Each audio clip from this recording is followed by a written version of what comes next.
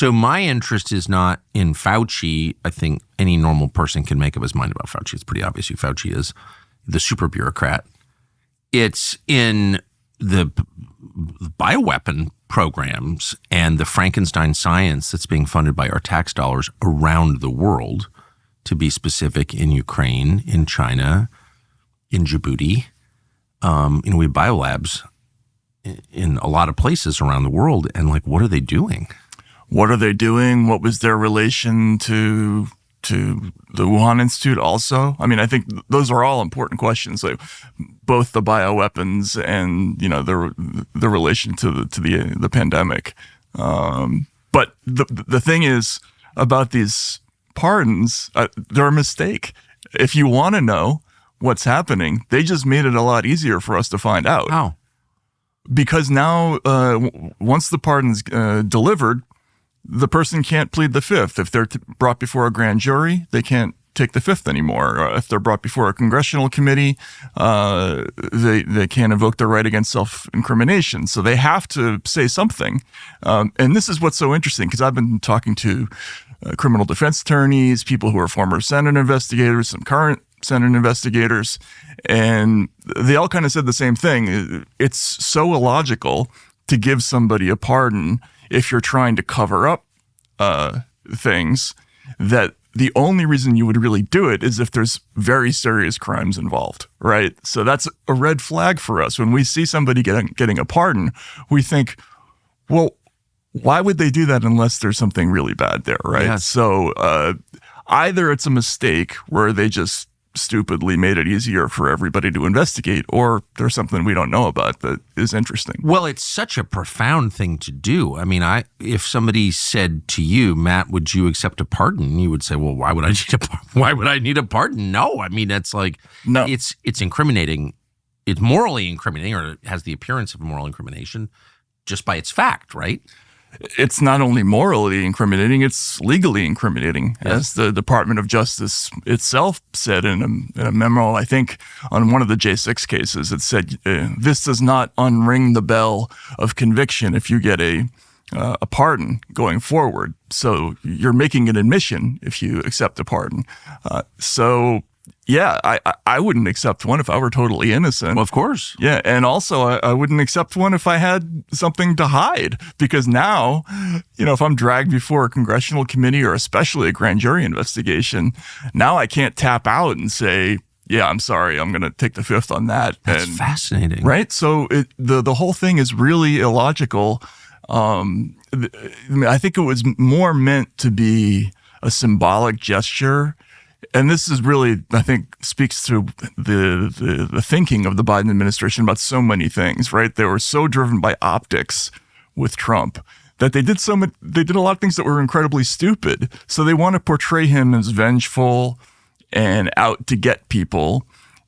And the pardons are a good way to do that. I mean, if you're aiming for that audience, but it had the negative effect of opening all these investigations up, it seems to me. So you really think this was aimed at MSNBC viewers, just to paint Trump as a vindictive person? So I asked a lot of people, why did they do this? Like, what's the point? And one of the theories was that this is messaging. Yes. That they were trying to create a headline. And there were lots of headlines instantaneously. If you saw them, they all basically said the same thing, like, to ward off future vindictive retaliatory acts by the Trump administration, Biden issues pardons. It's always after the comma, right? Yeah. That's one theory. The other theory is that in the last days of a presidential administration, it gets pretty chaotic in the White House, and people who want things and, they will come in and there will be a hurried frenzy to put stuff on paper. And that's why there are unprecedented things in these pardons. For instance, the J6 pardons, this has never happened before, where you give a pardon to a category of unnamed people, right? It says to the members of the committee, to the Capitol police officers who testified, to the staff, but it doesn't delineate the names of the people who are pardoned. So now, if you want to invoke your pardon, you actually have to go over a test to prove that you're actually part of that category? That I testified before the committee? Does that mean that the committee called you? That you talked to a staffer once? Or does that mean you actually sat in front of the hall and testified? It's very weird. And the only explanation that I could come up with from people is that they were in a hurry. They didn't have all the names. It's amazing. Right? I want to tell you about an amazing documentary series from our friend Sean Stone called All the President's Men, The Conspiracy Against Trump. It is a series of interviews with people at the very heart of the first Trump term, many of whom are close to the heart of the second Trump term. This is their stories about what permanent Washington tried to do to them, in many cases send them to prison, for the crime of supporting Donald Trump. Their words have never been more relevant than they are now. Steve Bannon, Kash Patel, I'm in there even. All the President's Men, The Conspiracy Against Trump, and you will find it only on tcntuckercarlson.com. Highly recommended.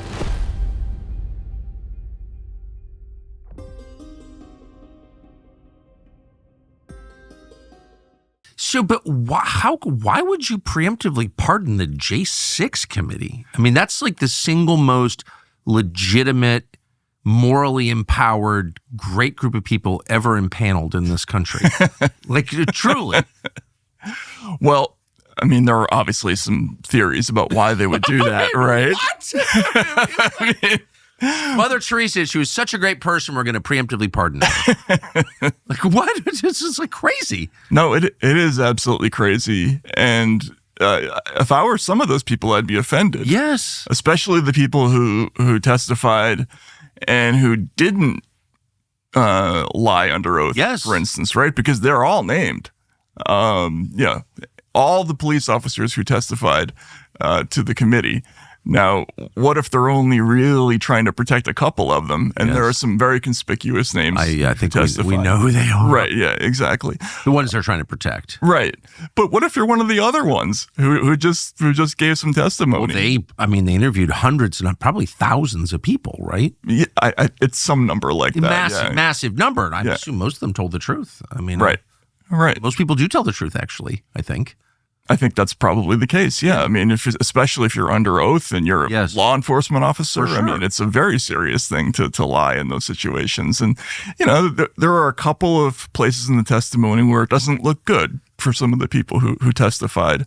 But for the vast majority of them, I would take it as a grievous insult to be given that pardon, and especially to not be named. That's what's so weird about it. But it suggests what I have thought from the first week, which is there are like serious crimes here. I mean, you talk to Steve Sund, who ran Capitol Police, who's like a non-political person, just career law enforcement, former MP, former Washington, D.C. cop. I don't think he has any weird agenda. His story's so unbelievable. They just didn't give him any intel at all and didn't give him any resources, and everybody else knew this was happening except him. I mean, the whole thing is so nuts that you're like, wait, there's something going on here. I don't really know. The pipe bombs at the pipe bombs, the gallows that was erected by some weird unknown group the night before. Right. Will we ever get disclosure?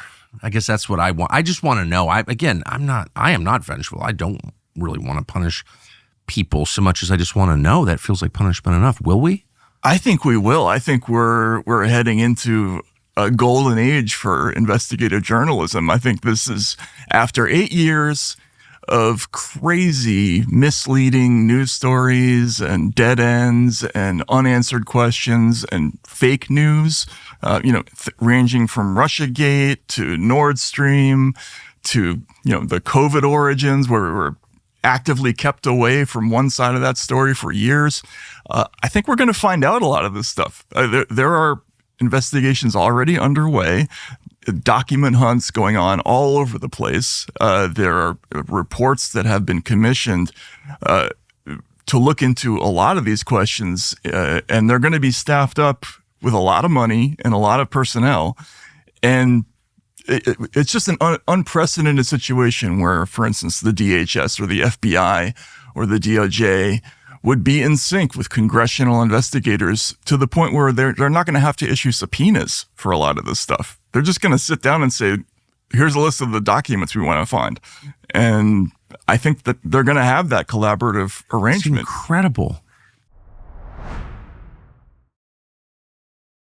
Thanks for watching our YouTube channel. We hope you'll subscribe to it. And by the way, you can hit the little bell on there and get notifications every time we produce a video. We hope you'll do that also.